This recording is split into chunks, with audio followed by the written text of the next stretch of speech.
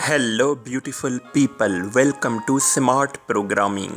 आज हम लोग डिस्कस करने वाले हैं about the canine distemper. Canine distemper का दूसरा जो नाम है वो है हार्ड पैड डिजीज़ या इसको कैरी डिजीज़ भी कहा जाता है। इसका अगर काजेटिव एजेंट की हम लोग अगर बात करें तो जीनस मोरबीला वायरस है, जिसकी स्पीशी है कैनाइन मोरबीला वायरस। ये क्या करता है, ये डिजीज़ काज करता है। इसके अगर हम लोग ये मोरबीला जो वायरस है ये ताल्लुक़ रखता है पैरामाइक्सो वायरस से, जो फैमिलीज़ की है। और पैरामाइक्सो वायरस में मोरबीला वायरस भी आता है और अव्यूला वायरस भी आता है। अव्यूला वायरस का अगर स्पीशी की मैं बात करूं तो एनडी डिजीज़ काज होती है अरविला वायरस की वजह से, और मोरबीला वायरस की वजह से कैटल के अंदर रिंडरपेस्ट, स्मॉल रूमिनेंट्स यानी कि गोट्स के अंदर पीपीआर होती है और डॉग्स के अंदर होता है कैनाइन डिस्टेंपर। अगर इस वायरस की मज़ीद हम लोग बात करें तो ये वायरस एक अक्यूट कंटेजियस डीमाइलिनेटिंग डिजीज़ काज करता है। डीमाइलिनेटिंग इस वजह से कहते हैं क्योंकि ये माइलिन शीट को रिमूव करता है फ्रॉम द न्यूरॉन, जिसकी वजह से पैरालिसिस वगैरह या नर्वस साइंस वगैरह दिखाई देते हैं डॉग्स के अंदर। ये अफेक्ट करता है डॉग के सेंट्रल नर्वस सिस्टम को, उसके respiratory as well as gastrointestinal tract को यानी कि डाइजेस्टिव सिस्टम को। जो इसका नेचुरल होस्ट वो तो डॉग ही है, इसके साथ साथ और ये दीगर जो स्क्रीन पर आपको एनिमल्स नज़र आ रहे हैं जिसमें फॉक्स, वॉल्फ वगैरह आते हैं, ये सारे वाइल्ड एनिमल्स भी इसके होस्ट में आते हैं। अगर हम लोग CDV यानी कि कैनाइन डिस्टेंपर वायरस की आउटब्रेक की बात करें तो 2018 के अंदर गुजरात इंडिया के अंदर आउटब्रेक आई थी, जिसके अंदर लगभग 68 लॉयंस बीमार हुए थे, जिसके अंदर 28 जो शेर थे वो मर गए थे ड्यू टू दिस आउटब्रेक।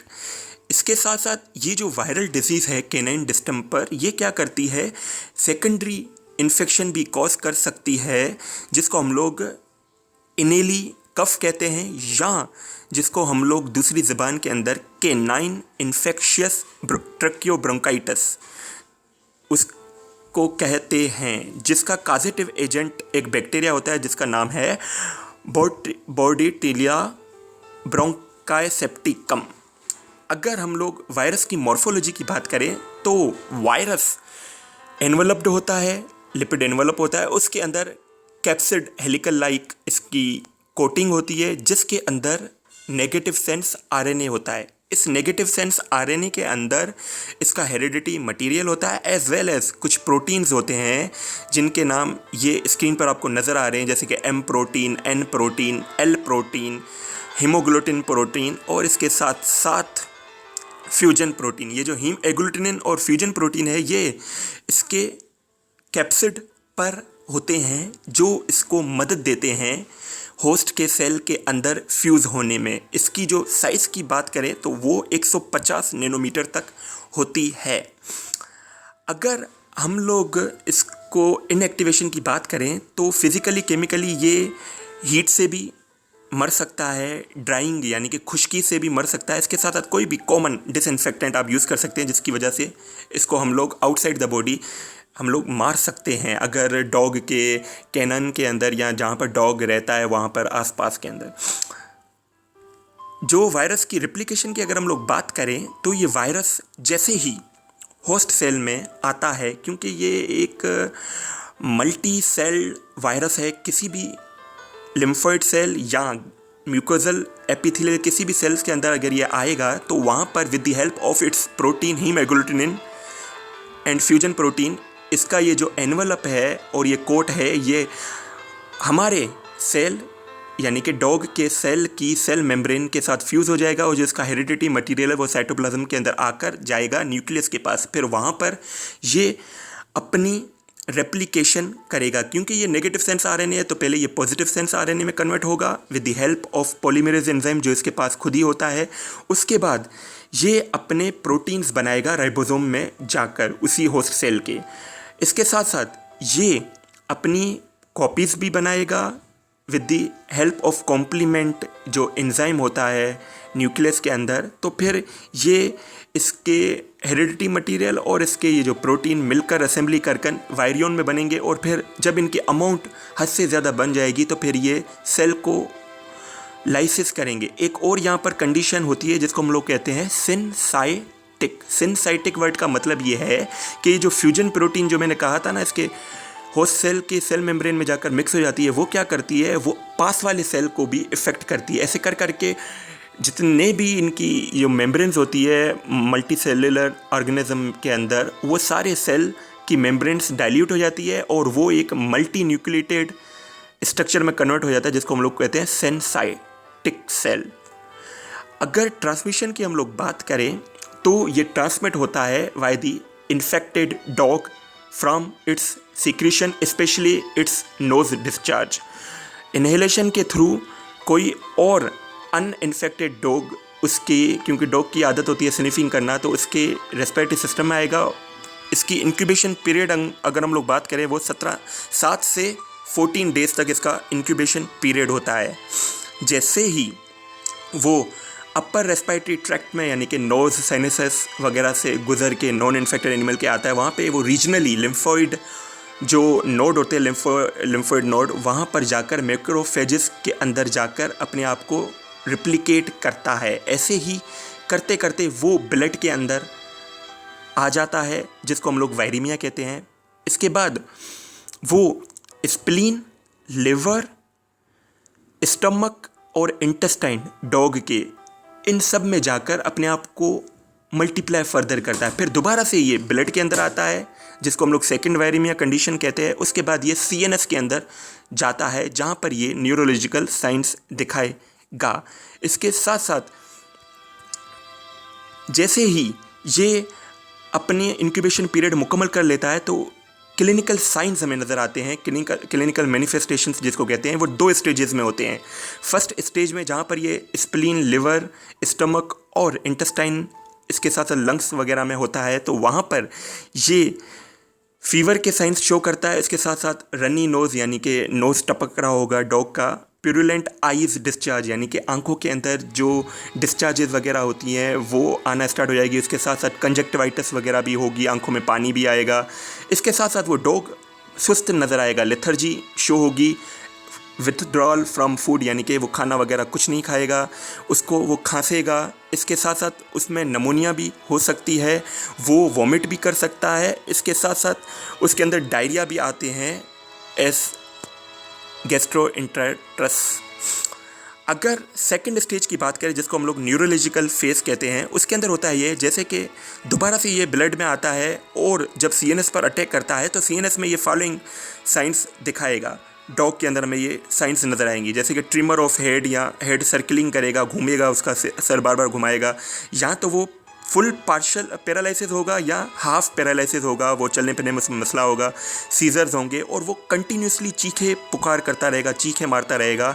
एक कंडीशन होती है निस्टिगमस यानी कि वो कंटिन्यूसली अपने आई की मूव करता रहेगा। उसके साथ साथ मसल ट्विचिंग भी हमें नज़र आएगी। कन्वर्जन के साथ साथ हमें जैसे रेबीज़ के अंदर स्लाइवेशन होती है ऐसे ही वो च्यूइंग और स्लाइवेशन करता हुआ नज़र आएगा। ये आपको पिक्चर में आई की पिक्चर नज़र आ रही होगी। रेटिना के अंदर जाकर ये ऑप्टिक न्यूरोट्राइटिस काज करता है जिसकी वजह से ब्लाइंडनेस वगैरह भी हो सकती है डॉग के अंदर। उसके साथ साथ ये जो दूसरी पिक्चर में आपको नज़र आ रहा होगा पर्युलेंट डिस्चार्ज फ्रॉम दी आईज़, इसके साथ साथ ये इसको हार्ट पे डिजीज़ इस वजह से कहते हैं क्योंकि ये जो फुट है इसमें हाइपर केराटिन हो जाती है जिसकी वजह से वो थिकनिंग ऑफ फुट हो जाती है। इसकी वजह से इसको हार्ड पैड डिजीज़ भी कहा जाता है। ये दूसरी पिक्चर में आपको नोज़, रेनी नोज़ नज़र आ रहा होगा डॉग के अंदर। अगर हम लोग रिकवरी की बात करें तो जब रिकवर हो जाता है तो सेकेंडरी इन्फेक्शन के अंदर ये जो डॉग के अंदर जो एनामल है उसमें हाइपोप्लेक्सिया नज़र आता है यानी कि ये एबनॉर्मल कैनाइन टीथ नज़र आते हैं। इसके साथ साथ डायग्नोसिस की अगर हम लोग बात करें तो फील्ड में भी डायग्नोसिस कर हो सकती है और लेबोरेटरी में भी। फील्ड में हम लोग क्या देखेंगे, पूछेंगे कि वैक्सीनेशन वगैरह हुई है नहीं। इसके साथ साथ क्लिनिकल साइंस जो होंगे गैस्ट्रो इंटेस्टिनल जैसे वोमिटिंग, डायरिया वगैरह, रनी नोज़ वगैरह और न्यूरोलॉजिकल साइंस वगैरह।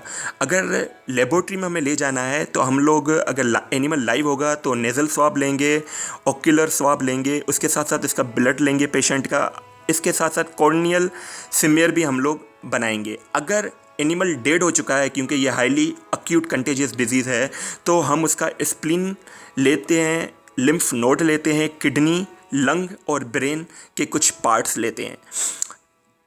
इसके साथ साथ अगर टेस्ट की बात करूं, लेबोरेटरी में किस तरीके से इसको डायग्नोस करता है, तो एक टेस्ट आती है डायरेक्ट फ्लोरेसेंट एंटीबॉडी टेस्ट, जिसके अंदर क्या होते हैं, फ्लोरेसेंट एंटीबॉडी यूज़ होती है केनाइन डिस्टेंपर के खिलाफ। तो वो क्या करती है कि अगर किसी भी सैंपल के अंदर एंटीजन होगा तो वो डायग्नोस हो जाएगा। सबसे ज़्यादा यही टेस्ट होती है। इसके साथ साथ रिवर्स ट्रांसक्रिप्टेज PCR भी हम लोग कर सकते हैं, DNA सीक्वेंसिंग भी कर सकते हैं, ताकि हमें फर्दर हम लोग ये तय कर सकें कि यही डिज़ीज़ है। अगर वैक्सीनेशन की मैं बात करूं, तो वैक्सीनेशन इसकी लाइव के साथ साथ इसके मल्टीवेलेंट वैक्सीन लगती है, किल्ड वैक्सीन भी। किल्ड वैक्सीन के अंदर आम तौर पर ये जो बैक्टीरियल स्ट्रेन्स होते हैं, जैसे कि एल कोनिकोला, एल एंटेरोकीमोरेजिका, और इसके साथ साथ ये जो पार्वो वायरस की वैक्सीन होती है, CPV कहते हैं, और ये जो केनाइन डिस्टेंपर वायरस की वैक्सीन होती है, ये सब मिलकर एक साथ वैक्सीन आती है, लाइव वैक्सीन। तो लाइव और डेड दोनों मिलाकर इस पेशेंट को हम लोग डॉग को देंगे। इनिशियली हम लोग डॉग को 1.5 से 2 माह की एज होती है तब देते हैं। उसके बाद बूस्टर डोज होता है 15 दिन बाद। उसके बाद सेकंड बूस्टर डोज होता है जब उसकी एज लगभग 16 वीक्स तक हो जाए। इसके बाद हम लोग उसको 1 साल बाद रिपीट करते हैं, जिसको रिपीटेशन डोज भी कहते हैं डॉग्स के अंदर। ट्रीटमेंट की बात करूं तो ट्रीटमेंट के अंदर हम लोग IV फ्लूइड दे सकते हैं क्योंकि डिहाइड्रेशन होती है, इलेक्ट्रोलाइट सॉल्यूशन। इसके साथ साथ हम लोग एंटी कन्वल्सेंट दे सकते हैं क्योंकि सीजर वगैरह होते हैं, जो झटका वगैरह डॉग के अंदर आता है। इसके साथ साथ हम लोग एंटी डायरेरियल ड्रग्स भी देते हैं पेशेंट को, ताकि उसका डायरिया वगैरह बंद हो, डिहाइड्रेशन फर्दर ना हो सके। एंटी इमेटिक्स भी देते हैं, वोमिशन के खिलाफ, उल्टी वगैरह ना हो। इसके साथ साथ कॉर्टिकोस्टेरॉइड देते हैं, जैसे कि मैंने पिछली वीडियो में डिस्कस किया था अबाउट द डेक्सा, क्योंकि वो एंटी इन्फ्लामेटरी होती है, तो कॉर्टिकोस्टेरॉइड भी हम लोग देते हैं। इसके कॉर्टिकोस्टेरॉइड हम लोग इस वजह से दे सकते हैं क्योंकि इसके अंदर इम्यूनोसप्रेशन वगैरह नहीं होती है। ये जस्ट रेस्पिरेटरी, डाइजेस्टिव और न्यूरोलॉजिकल साइंस शो करता है, इन्हीं सिस्टम में ग्रो करता है। तो हम लोग कॉर्टिकोस्टेरॉइड या डेक्सा दे सकते हैं। आई होप ये मेरी छोटी सी कोशिश आपको ज़रूर पसंद आई होगी। मिलते हैं एक और इंटरेस्टिंग टॉपिक के साथ। Till that, take care, God bless you all, अल्लाह हाफिज़। Hello beautiful people, welcome to Smart Programming.